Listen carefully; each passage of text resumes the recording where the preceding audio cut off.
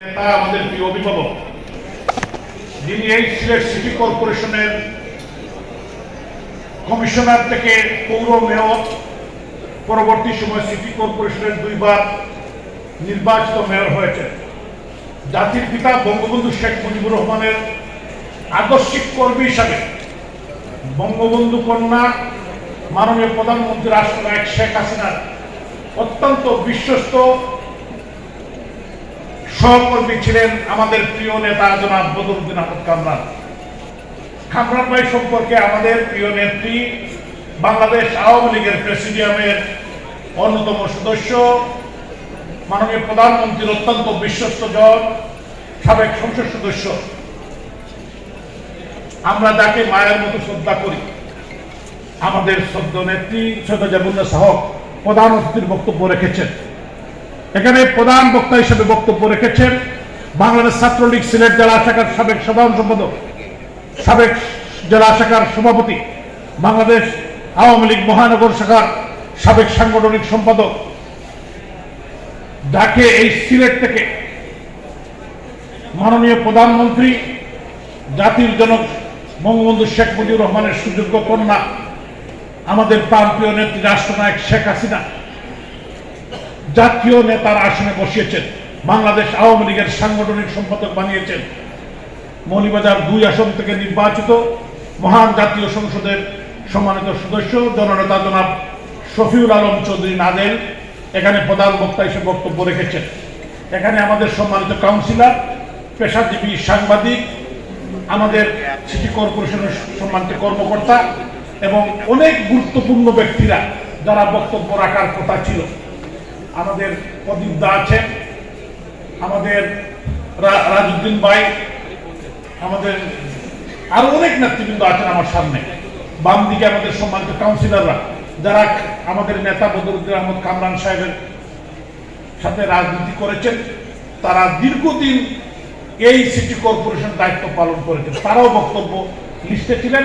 যেহেতু সময় কম, যেহেতু সবাই আগামী পরশুদিন ঈদ, সবাই বাজার করবেন পরিবার নিয়ে, আজকের দিনটি আমাদের জন্য একটি কঠিন চ্যালেঞ্জের মধ্যে দিয়ে আমরা এই স্মরণ সভাটি আমরা করতে পেরেছি। এখানে আমাদের সাংবাদিক বন্ধুরা এসেছেন, আমি তাদেরকে কৃতজ্ঞতা জানাই। আমি যারা আপনারা উপস্থিত হয়েছেন আজকের এই স্মরণ সভায়, আপনাদেরকে আমি কৃতজ্ঞতা জানাই, আমি শ্রদ্ধা জানাই। এবং বিশেষ করে আমার তরুণ সমাজ, আমার ছাত্র সমাজের বন্ধুরা, তারা কিন্তু অনেক কষ্ট করে এখানে পিছনে তারা অনেকক্ষণ ধরে তারা দাঁড়িয়েছে। অনেকেই যুব ছাত্র সমাজের বক্তব্য, যুবক ছাত্রদের নেতৃত্ব যারা দেন, তার বক্তব্য রাখার কথা ছিল। মহানগর আওয়ামী লীগের অনেক নেতৃবৃন্দ এসেছেন, বিভিন্ন রাজনৈতিক দলের নেতৃবৃন্দ এসেছেন। আমি আপনাদের কাছে কৃতজ্ঞতা জানাই।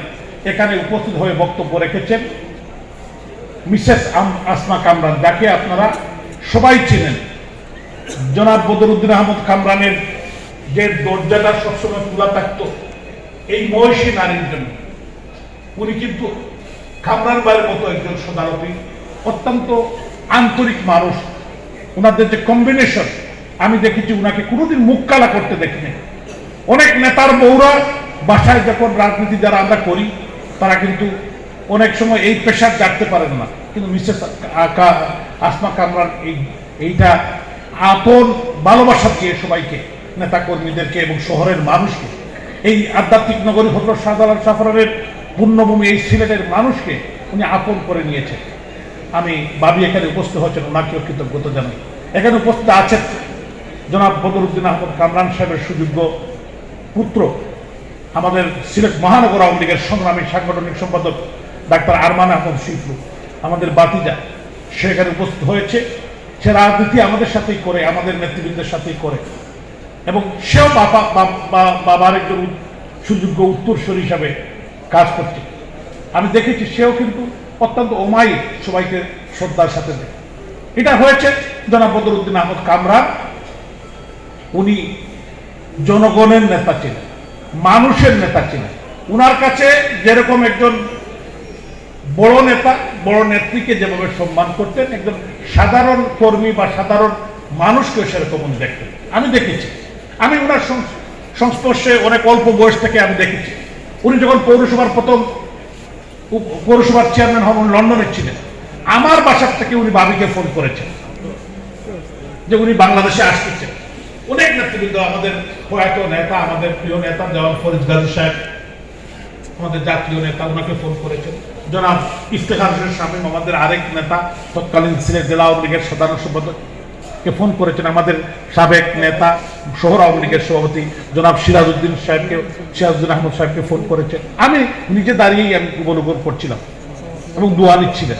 পরবর্তী সময় উনি এসে নমিনেশন পেলেন এবং সবাই ওনার জন্য কাজ করে উনি পৌরসভার নির্বাচিত চেয়ারম্যান হলেন। পরবর্তী সময় অনেক ইতিহাস আমি আপনার সবাই জানেন। আজকে অনেকেই আমাকে ধন্যবাদ দিয়েছেন, অনেকে কৃতজ্ঞতা জানিয়েছেন সিটি কর্পোরেশনকে। এটা আমাদের দায়িত্বের মধ্যে পড়ে। এখানে ধন্যবাদ পাওয়ার মতো কোনো কাজ আমরা করি নাই। আমরা একটি ছোট্ট দায়িত্ব পালন করেছি। এই বদরুদ্দিন আহমদ কামরান, উনি আওয়ামী লীগের নেতা, আমি আওয়ামী লীগের কর্মী ছিলাম। আমি রাজনৈতিক কারণে এটা করি নাই।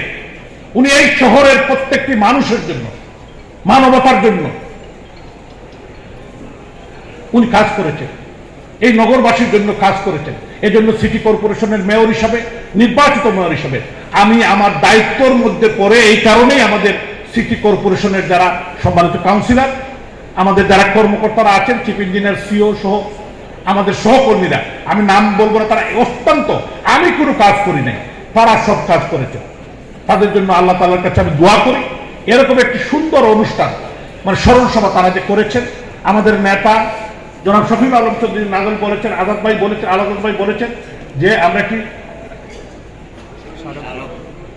আমরা একটি স্মারকগ্রন্থ করার জন্য অবশ্যই আমরা আজকেই, আগামীকাল ঈদের পরেই আমরা সিদ্ধান্ত নিয়ে একটি স্মারকগ্রন্থ আমরা সিটি কর্পোরেশনের পক্ষ থেকে আমরা করব।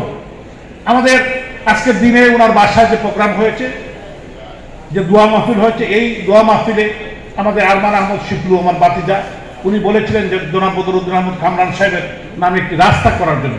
আজকেও আমাদের অনেক নেতৃবৃন্দ বলেছেন এই রাস্তার নামকরণ আমরা আগামী একটি সাধারণ সভা ডেকে আমাদের সম্মানিত কাউন্সিলরদেরকে নিয়ে আমরা এটাকে আমরা সর্বসম্মতি করে পাশ করে, আমরা মন্ত্রণালয় পাশ করে এনে আমরা এটা করবো ইনশাআল্লাহ।